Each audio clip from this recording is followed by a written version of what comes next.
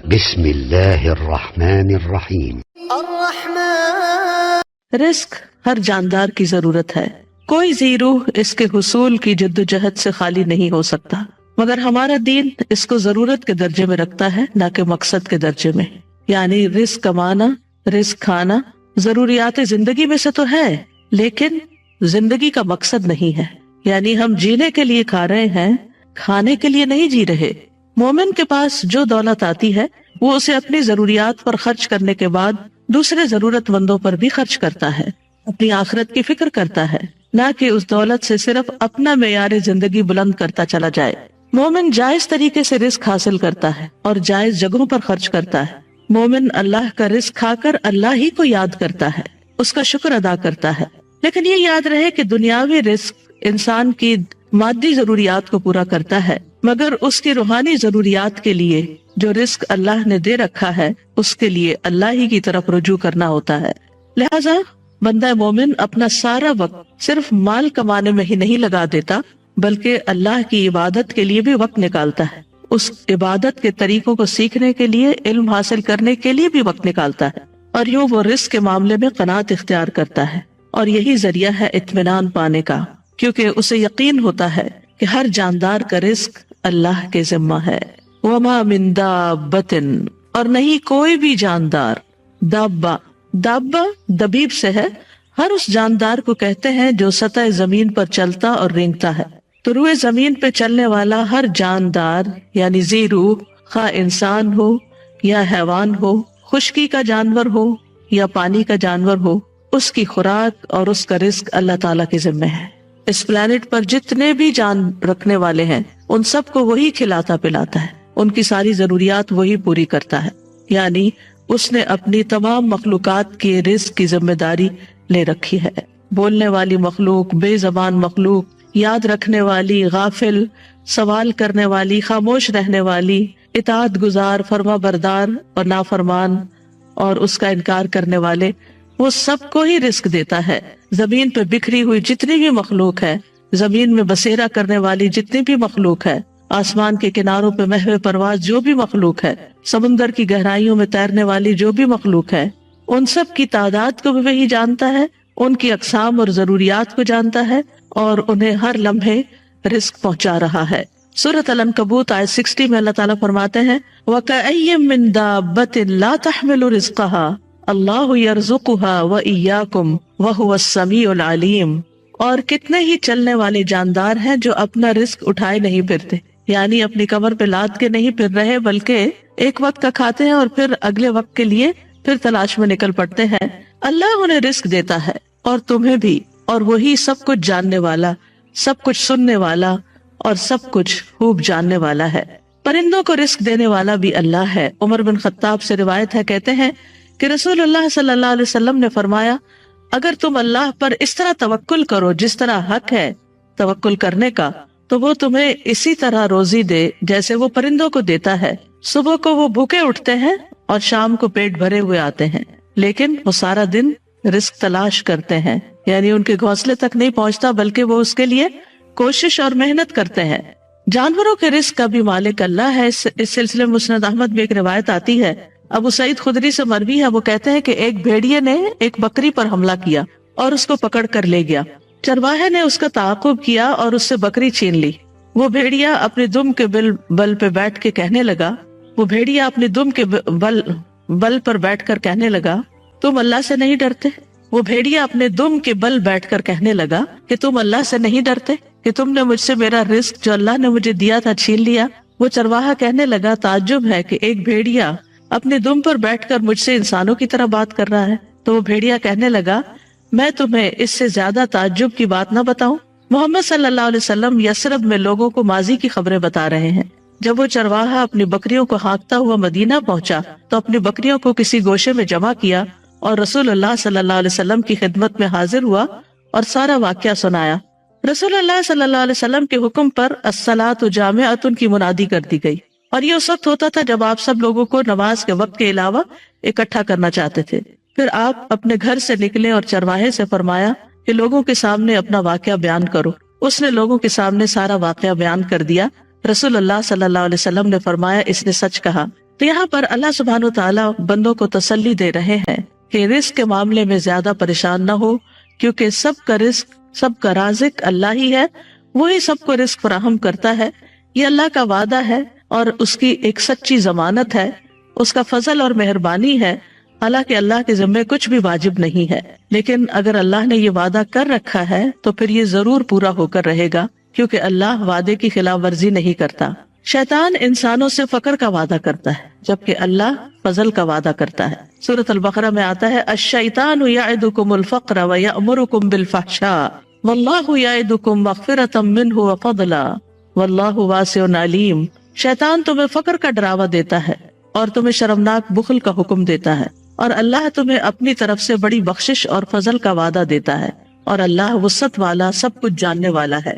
ابن عباس کہتے ہیں کہ دو چیزیں اللہ کی طرف سے ہیں، دو شیطان کی طرف سے ہیں۔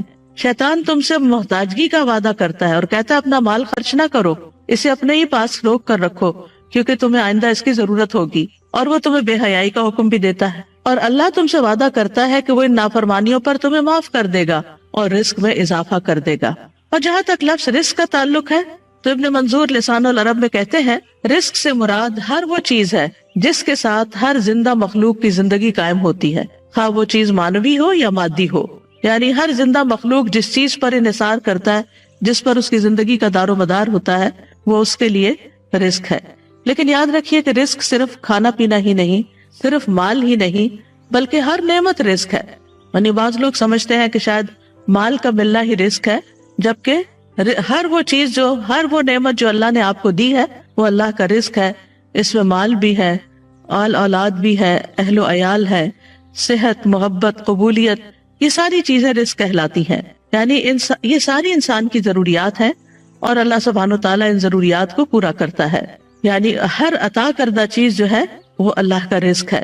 اور پھر رزق کی دو قسمیں ہیں، ایک عام رزق ہے، ایک خاص رزق ہے۔ عام رزق سے ہر نیک اور فاجر فائدہ اٹھاتا ہے، اس میں حیوان، انسان، جن سب شامل ہیں، یہ جسموں کا رزق ہے، اور یہ رزق اللہ نے تقسیم کیا ہے اور اللہ نے ان میں سے ہر ایک کو رزق دینے کا ذمہ لیا ہے۔ دوسرا خاص رزق ہے، اور یہ رزق کی دوسری قسم اللہ اپنے انبیاء اور اپنے رسولوں کے ہاتھوں پر اپنے بندوں میں سے جسے چاہتا ہے یہ رزق عطا کرتا ہے، اور یہ ایمان اور توحید کا رزق ہے۔ یہ تو اللہ تعالیٰ اس کو عطا کرتا ہے جو اس کا حقدار ہو اور جو اللہ کا شکر گزار ہو۔ لیکن بہرحال اللہ بہت فضل والا، بہت زیادہ احسان کرنے والا ہے، اور رزق اس کو دیتا ہے جو اس کے اسباب کو اختیار کرتا ہے۔ اور سب سے عظیم اور بہترین رزق جنت ہے، جو سب سے بہتر، سب سے مکمل، سب سے افضل، سب سے عزت والا رزق اور سب سے بلند اور سب سے زیادہ قائم رہنے والا وہ رزق جو اللہ اپنے بندوں کو دے گا، وہ جو کبھی نہ ختم ہوگا، اور یہ مومنوں کے ساتھ خاص ہے۔ وَمَن يُؤْمِن بِاللَّهِ وَيَعْمَلْ صَالِحًا يُدْخِلْهُ جَنَّاتٍ تَجْرِي مِن تَحْتِهَا الْأَنْهَارُ خَالِدِينَ فِيهَا أَبَدًا قَدْ أَحْسَنَ اللَّهُ لَهُ رِزْقًا۔ اور جو اللہ پر ایمان لائے اور نیک عمل کرے، وہ اسے ایسے باغوں میں داخل کرے گا جن کے نیچے سے نہریں بہتی ہیں، ان میں ہمیشہ رہنے والے ہیں، ہمیشہ ہمیشہ۔ بلا شبہ اللہ نے اس کے لیے اچھا رزق بنایا ہے۔ تو فرمایا وَمَا مِن دَابَّةٍ إِلَّا عَلَى اللَّهِ رِزْقُهَا وَيَعْلَمُ مُسْتَقَرَّهَا وَمُسْتَوْدَعَهَا، اور وہ اس کا ٹھکانہ اور اس کے سونپے جانے کی جگہ کو بھی جانتا ہے۔ یا مستقر سے مراد وہ جگہ ہے جس کی طرف ہر کوئی چیز جگہ پکڑتی ہے اور رات اور دن بھی اسی میں ٹھہرتے ہیں۔ اور مستودع یہ وہ جگہ ہے جس میں کوئی چیز دفن کی جاتی ہے جب موت آتی ہے۔ تو گویا مستقر ہوا دنیا کا ٹھکانہ اور مستودع ہوا مرنے کے بعد کا ٹھکانہ یعنی قبر۔ اور لیکن ابن عباس کہتے ہیں کہ مستقر سے مراد یا تو جنت ہے یا جہنم، یعنی اللہ سبحانہ و تعالیٰ کو پہلے سے ہی پتا ہے کہ کون لوگ جنت میں جائیں گے اور کون کون جہنم میں جائیں گے، کیونکہ قرآن مجید میں آتا ہے جنت کے بارے میں حسنت مستقرم و مقامہ، کہ کتنی اچھی ٹھہرنے کی جگہ ہے۔ تو گویا اس طرح پھر اللہ تعالیٰ ہر جاندار کی زندگی کے یعنی موجودہ زندگی کے حالات بھی جانتا ہے اور موت کے بعد کے بھی حالات جانتا ہے۔ اللہ تعالیٰ وہ تمام جگہ جانتا ہے جہاں انسان نے کچھ مدت کے لیے ٹھہرنا ہے، خواہ وہ باپ کی پشت ہو یا ماں کا رحم ہو یا زمین کا کوئی حصہ ہو جہاں اسے زندگی گزارنی ہے۔ اور اللہ تعالیٰ وہ جگہ بھی جانتا ہے جن کے سپرد انسان مرنے کے بعد ہوتا ہے، خواہ وہ زمین میں کھودی ہوئی جگہ ہو یا کسی جانور کا پیٹ ہو یا جو بھی جگہ اللہ نے قیامت تک اس کے سپرد ہونے کے لیے لکھی ہے، وہ سب کچھ اس کے لیے قبر ہی ہے۔ تو خلاصہ یہی ہے کہ اللہ تعالیٰ ہمارے دنیا کے حالات کو بھی جانتا ہے اور موت کے بعد کے حالات کو بھی. اللہ کا علم کامل ہے، وہ بحر و بر کی ایک ایک چیز کا علم رکھنے والا ہے. سورۃ الانعام میں فرمایا وَعِندَهُ مَفَاتِحُ الْغَيْبِ لَا يَعْلَمُهَا إِلَّا هُوَ وَيَعْلَمُ مَا فِي الْبَرِّ وَالْبَحْرِ وَمَا تَسْقُطُ مِنْ وَرَقَةٍ إِلَّا يَعْلَمُهَا وَلَا حَبَّةٍ فِي ظُلُمَاتِ الْأَرْضِ وَلَا رَطْبٍ وَلَا يَابِسٍ إِلَّا فِي كِتَابٍ مُبِينٍ. اور اسی کے پاس غیب کی چابیاں ہیں، انہیں اس کے سوا کوئی نہیں جانتا، اور وہ جانتا ہے جو کچھ خشکی اور سمندر میں ہے، اور کوئی پتا نہیں گرتا مگر وہ اسے جانتا ہے، اور زمین کے اندھیروں میں کوئی دانہ نہیں، اور نہ کوئی تر جگہ ہے اور نہ خشک مگر وہ ایک، نہ کوئی تر چیز ہے نہ خشک مگر وہ ایک واضح کتاب میں ہے. کوئی چیز جو ذرے برابر بھی ہو اس کے علم سے باہر نہیں. سورۃ یونس میں آتا ہے وَمَا يَعْزُبُ عَنْ رَبِّكَ مِن مِّثْقَالِ ذَرَّةٍ فِي الْأَرْضِ وَلَا فِي السَّمَاءِ وَلَا أَصْغَرَ مِن ذَلِكَ وَلَا أَكْبَرَ إِلَّا فِي كِتَابٍ مُبِينٍ. اور تیرے رب سے کوئی ذرہ برابر چیز بھی نہ زمین میں غائب ہو سکتی ہے اور نہ آسمان میں، اور نہ اس سے کوئی چھوٹی چیز یعنی ذرے سے چھوٹی چیز، اور نہ کوئی بڑی چیز مگر ایک واضح کتاب میں موجود ہے. کل فی کتاب مبین، ہر چیز لوح محفوظ میں لکھی ہوئی ہے، واضح کتاب میں لکھی ہوئی ہے. اور جو کچھ بھی ہوتا ہے، جو بھی حادثے زمین یا آسمان میں ہوتے ہیں، ان سب کا علم اللہ کے پاس ہے، اور وہ علم لکھا ہوا بھی ہے، یعنی اس نے ہر چیز کی تقدیر لکھ دی ہے، ہر چیز پر اس کی مشیت نافذ ہے، اور ہر ایک کے لیے اس کا رزق وسیع ہے. پھر اسی طرح آسمان اور زمین کی ہر خبر لکھی جا چکی ہے. الم تعلم ان اللہ یعلم ما فی السماء والارض ان ذلک فی کتاب ان ذلک علی اللہ یسیر. کیا تم نہیں جانتے کہ اللہ وہ سب کچھ جانتا ہے جو آسمان اور زمین میں ہے، بلا شبہ یہ سب کچھ ایک کتاب یعنی لوح محفوظ میں درج ہے، اور اللہ کے لیے یہ بات بالکل آسان ہے. آسمان و زمین کی تخلیق سے 50,000 سال پہلے اللہ نے ایک کتاب میں سب کچھ لکھ دیا. تو اس آیت سے یہ پتہ چلتا ہے کہ اللہ ہی دراصل رازق ہے، رزق کا مکمل اختیار اللہ کے پاس ہے. سورۃ فاطر میں آتا ہے یا ایھا الناس اذکروا نعمت اللہ علیکم هل من خالق غیر اللہ یرزقکم من السماء والارض لا الہ الا هو فانا تؤفکون. لوگو اپنے آپ پر اللہ کے احسان کو یاد رکھو، کیا اللہ کے سوا کوئی اور خالق ہے جو تمہیں آسمانوں اور زمین سے رزق دے؟ یاد رکھو اس کے سوا کوئی الہ نہیں، پھر تم کہاں سے دھوکا کھا جاتے ہو. تو الہی میں یہ بات بھی شامل ہے کہ وہ ڈیٹی ہے، سب کا رازق ہے، سب مخلوقات کو پال رہا ہے، اور اگر رازق وہ ہے تو پھر عبادت بھی اسی کی ہونی چاہیے. وہ رزق کو بڑھاتا بھی ہے اور گھٹاتا بھی ہے، یہ بھی یاد رکھیے. یعنی انسان کا رزق ہمیشہ ایک جیسا نہیں رہتا. اگر آج کسی کے پاس کم ہے تو کل زیادہ بھی ہو سکتا ہے، اور اگر آج کسی کے پاس زیادہ ہے تو کل کم بھی ہو سکتا ہے. اللہ یبسط الرزق لمن یشاء ویقدر وفرحوا بالحیاۃ الدنیا وما الحیاۃ الدنیا فی الآخرۃ الا متاع. اللہ رزق فراخ کرتا ہے جس کے لیے وہ چاہتا ہے اور تنگ کر دیتا ہے، اور وہ دنیا کی زندگی پر خوش ہو گئے، حالانکہ دنیا کی زندگی آخرت کے مقابلے میں تھوڑے سامان کے سوا کچھ بھی نہیں ہے. پھر اسی طرح سورۃ الروم میں اللہ تعالیٰ فرماتے ہیں اولم یروا ان اللہ یبسط الرزق لمن یشاء ویقدر ان فی ذلک لآیات لقوم یؤمنون. اور کیا انہوں نے نہیں دیکھا کہ اللہ رزق فراخ کر دیتا ہے جس کے لیے وہ چاہتا ہے اور تنگ کر دیتا ہے؟ بے شک اس میں ان لوگوں کے لیے یقیناً بہت سی نشانیاں ہیں جو ایمان رکھتے ہیں. آسمان و زمین کی کنجیاں اسی کے پاس ہیں، اکثر لوگ اس کے اس اختیار سے لا علم ہیں. سورۃ سبا میں فرمایا قل ان ربی یبسط الرزق لمن یشاء ویقدر ولکن اکثر الناس لا یعلمون. کہہ دیجئے بے شک میرا رب رزق فراخ کرتا ہے جس کے لیے چاہتا ہے اور تنگ کر دیتا ہے، لیکن اکثر لوگ علم نہیں رکھتے. وہ صرف حالات کو، اسباب کو اور ظاہری چیزوں کو دیکھتے رہتے ہیں کہ اس وجہ سے اس ریزن سے اور اس ریزن سے یہ کم ہو گیا ہے، لیکن یہ سب کچھ اللہ کے حساب میں پہلے سے ہی ہے. جب ایک بچہ پیدا ہوتا ہے تو پیدا ہونے سے پہلے جب وہ ماں کے پیٹ میں ہوتا ہے تو فرشتہ آتا ہے اور اس کا رزق لکھتا ہے کہ یہ کتنی، اور یہ اللہ کی طرف سے تقدیر لے کر آتا ہے کہ کس کو کتنا رزق ملے گا، اور یہ سب اللہ کا اندازہ ہے کہ کس کو کیا ملنا چاہیے. اللہ کے سوا کوئی اور انسان کے رزق کا مالک نہیں. اللہ رزق دیتا ہے، لیتا نہیں ہے. سورۃ طٰہٰ میں اللہ تعالیٰ فرماتے ہیں وَأْمُرْ أَهْلَكَ بِالصَّلَاةِ وَاصْطَبِرْ عَلَيْهَا لَا نَسْأَلُكَ رِزْقًا نحن نرزقک والعاقبۃ للتقوی، اور اپنے گھر والوں کو نماز کا حکم دو اور اس پر خوب پابند رہو. ہم تم سے کسی رزق کا مطالبہ نہیں کرتے، ہم ہی آپ کو رزق دیتے ہیں اور اچھا انجام تقوی کا ہے. لیکن آپ دیکھیے کہ اس کے برعکس ہم اپنے گھر والوں کو کس چیز کا یا بچوں کو کس چیز کا حکم دیتے رہتے ہیں. وہ نماز پڑھیں یا نہ پڑھیں، نماز کی پابندی کریں یا نہ کریں، اس کا اتنا غم نہیں ہوتا جتنا اس بات کا غم کہ یہ کیا کما رہے ہیں، یہ کہ کہاں سے کھائیں گے، یہ کیسے جئیں گے. ضرور اس کا بھی فکر ہونا چاہیے. یہ نہیں کہا گیا کہ اسباب اختیار نہ کرو، اسباب اختیار کرنے چاہیے، لیکن اللہ سبحانہ وتعالیٰ فرماتے ہیں کہ ہم آپ سے رزق نہیں مانگتے، رزق تو اللہ کے ہاتھ میں ہے. نحن نرزقک ان اللہ هو الرزاق ذو القوۃ المتین، اور اگر وہ اپنا رزق روک لے تو کوئی دے نہیں سکتا.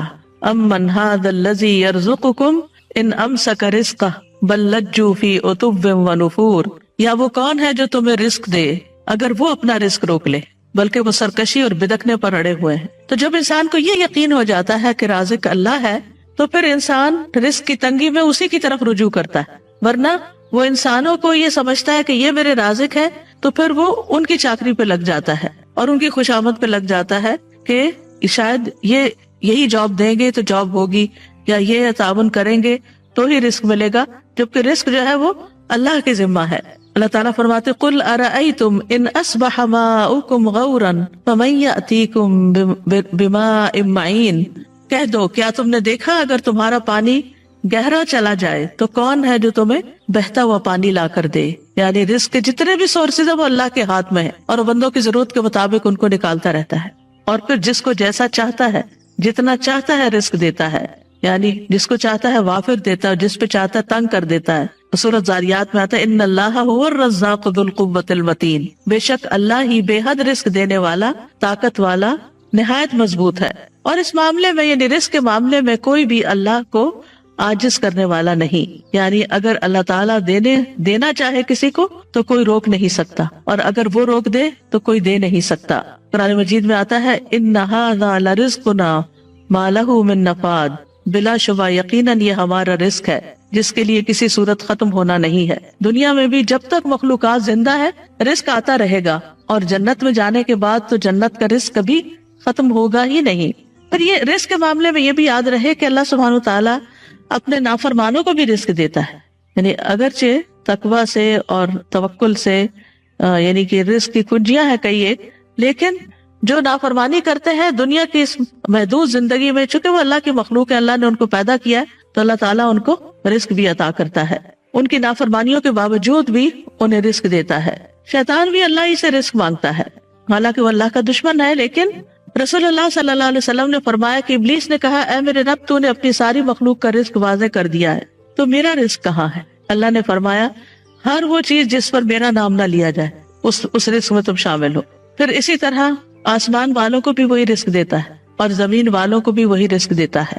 حاتم الاسم سے پوچھا گیا من اینا تاکلو، کہاں سے تم کھاتے ہو؟ یعنی تم کوئی کام کاروبار تو نہیں کرتے، کھاتے کہاں سے ہو؟ قال من عند اللہ، کہنے لگا اللہ کے پاس سے. ان کو کہا گیا کہ اللہ تعالیٰ آسمان سے تمہارے لیے دینار و درہم نازل فرمائیں گے؟ انہوں نے کہا کیا اللہ صرف آسمان ہی میں ہے؟ یہ زمین بھی اسی کی ہے اور یہ آسمان بھی اسی کا ہے. اگر وہ میرا رزق آسمان سے نہ دے گا تو زمین سے چلا کر میرے پاس لے آئے گا. وہ کہتے ہیں نا تمہارا آسمان سے اترے گا، بات یہ ہے کہ وہ زمین سے بھی لے آئے گا. پھر انہوں نے یہ شعر پڑھے وَكَيْفَ أَخَافُ الْفَقْرَ وَاللَّهُ رَازِقِي، میں فقر سے کیوں ڈروں جبکہ اللہ میرا رازق ہے. وَرَازِقُ هَذَا الْخَلْقِ فِي الْعُسْرِ وَالْيُسْرِ، تنگی اور آسانی میں اس مخلوق کا رازق وہی ہے. تَكَفَّلَ بِالْأَرْزَاقِ لِلْخَلْقِ كُلِّهِمْ، اس نے ساری مخلوقات کے رزق کا ذمہ لے رکھا ہے. وَمَا مِن دَابَّةٍ إِلَّا عَلَى اللَّهِ رِزْقُهَا وَلِلضَّبِّ فِي الْبَيْدَاءِ وَالْحُوتِ فِي الْبَحْرِ، صحرا میں رزق دیتا ہے اور مچھلی کو سمندر میں رزق دیتا ہے.